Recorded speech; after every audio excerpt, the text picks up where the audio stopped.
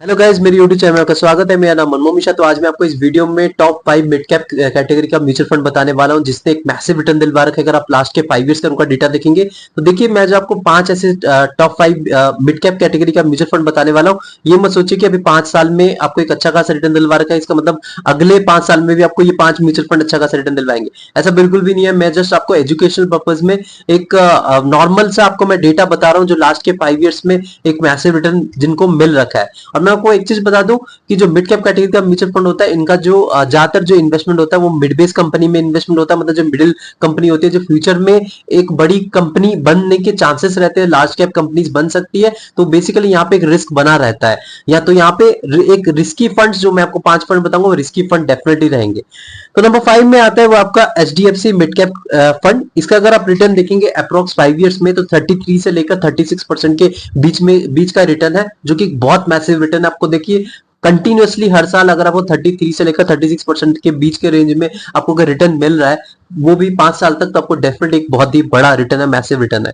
Number 4 की बात करें तो आपको क्वांट मिड कैप फंड है। क्वांट मिड कैप फंड का अगर आप देखें, जो 5 साल का रिटर्न है वो 32 से लेकर 33% के अप्रोक्स रिटर्न है, जो कि बहुत बड़ा, बहुत ही ज्यादा मैसिव रिटर्न है।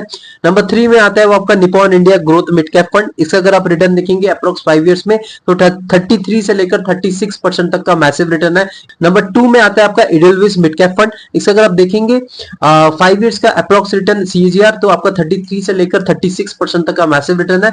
नंबर 1 में आता है वो आपका Motilal Oswal mid cap category का फंड। जी हाँ, तो इसका अगर आप 5 इयर्स का रिटर्न देखिए तो आपको अप्रॉक्स 37 से लेकर 40% तक का मैसिव रिटर्न दे रखा है। और मैं आपको बता रहा हूँ, मिड कैप कैटेगरी कोई म्यूचुअल फंड है जो आपको स्मॉल कैप कैटेगरी के जैसा रिटर्न दे रहा है, वो आपका Motilal Oswal mid cap mutual fund है। जी हाँ, इसका अगर आप रिटर्न देखेंगे बहुत ही मैसिव है। और ये एक बेसिकली जो मोतीलाल है, ये फेमस ही हुआ है अपने मिड कैप कैटेगरी के म्यूचुअल फंड से। उसके अलावा अगर आप देखेंगे दूसरे जो है म्यूचुअल फंड, इसकी कोई ज्यादा फेमस नहीं है, लेकिन जो मिड कैप कैटेगरी का इसका म्यूचुअल फंड है, ये बहुत ज्यादा फेमस है। अगर आप देखेंगे इसका जो नाम आया है, जो अभी ब्रांड में आया है, वो बेसिकली मिड कैप कैटेगरी का म्यूचुअल फंड पे ही आया है, तो इसीलिए यहाँ पे लोगों का ज्यादा भरोसा रहता है। लेकिन हाँ, ये जो 5 म्यूचुअल फंड मैंने आपको बताया, उस बेसिस पे आप बिल्कुल भी ये मत सोचिए कि मैसिव रिटर्न दिलवा रखा है तो फ्यूचर में भी आपको ऐसा रिटर्न मिलेगा, ऐसा बिल्कुल भी नहीं होता। सब्जेक्ट टू मार्केट रिस्क रहता है। और यहाँ पे मिड कैप कैटेगरी का म्यूचुअल फंड है, तो फिर रिस्क आपका डेफिनेटली बहुत ज्यादा बना रहेगा, ये आप ध्यान रखिएगा।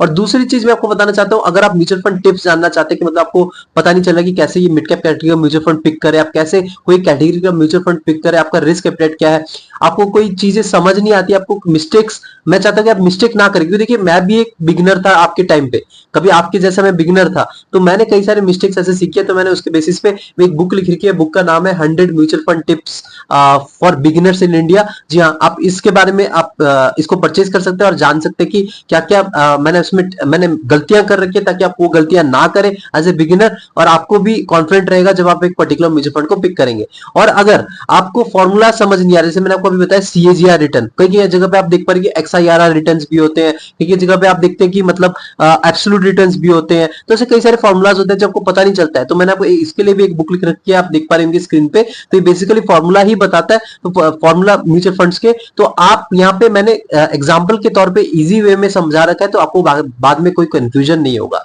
तो मेरे चैनल को सब्सक्राइब जरूर कर दीजिएगा, मैं लाता रहता हूँ। Thank you.